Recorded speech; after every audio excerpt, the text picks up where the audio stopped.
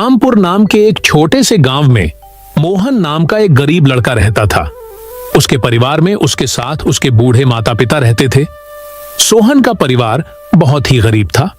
उनके पास ना तो कोई जमीन थी, न ही खाने के लिए कोई साधन था। सोहन दिन भर मजदूरी करता और उससे जो कुछ भी कमा पाता उसी से अपने पूरे परिवार का पेट भर लेता। यह देखकर सोहन के माता पिता बहुत दुखी होते। हमारे पास ना घर है और ना ही अपनी कोई जमीन। हमारा बेटा दिन भर दूसरों के खेतों में मजदूरी करता है और उसके बदले भी उसे बहुत कम पैसे मिलते हैं। हम दोनों अपने बेटे पर बोझ बन रहे हैं। परेशान मत हो रीमा, हमारा बेटा बहुत मेहनती है, भगवान सब देख रहा है। सोहन ने कभी किसी के साथ गलत नहीं किया। वह ईमानदारी से मेहनत करता है। उसने बचपन से बहुत परेशानियां देखी हैं, पर उसने कभी हार नहीं मानी। एक दिन हमारा बेटा भी बहुत धन कमाए और उसकी सारी परेशानियां दूर हो जाएंगी।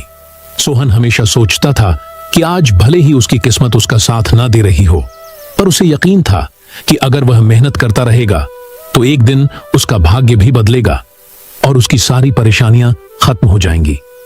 एक दिन सोहन लाला राम जमींदार के खेत पर काम कर रहा था। लाला राम पास के एक पेड़ के नीचे बैठा था। सोहन अपने काम में लगा हुआ था। तभी उसने देखा कि लाला राम बहुत ही उदास है और गहरी चिंता में डूबा हुआ है। लाला राम को उदास देख मोहन तुरंत लाला राम के पास गया और बोला, क्या हुआ मालिक, आप बहुत उदास लग रहे हैं। मुझे ऐसा लग रहा है जैसे आप किसी गहरी चिंता में हैं। कुछ हुआ है, मुझे बताइए, क्या पता मैं आपकी कोई सहायता कर सकूं।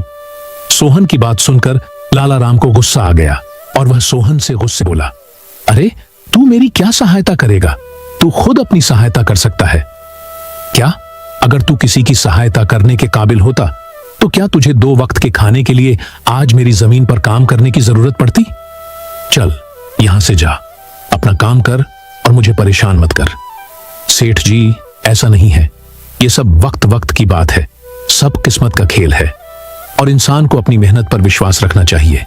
आज भले ही किस्मत मेरे पक्ष में ना हो, लेकिन अगर मैं ईमानदारी और लगन से मेहनत करता रहूंगा तो किस्मत भी एक दिन मेरी तरफ झुक जाएगी। मेहनत और धैर्य से तकदीर के दव खुलने में देर हो सकती है, लेकिन मेहनत कभी बेकार नहीं जाती। मोहन की बात सुनकर लाला राम बहुत प्रसन्न हुआ। अरे सोहन, तेरे विचार तो बहुत अच्छे हैं। तेरी बातें सुनकर मन को एक सुकून सा मिला है।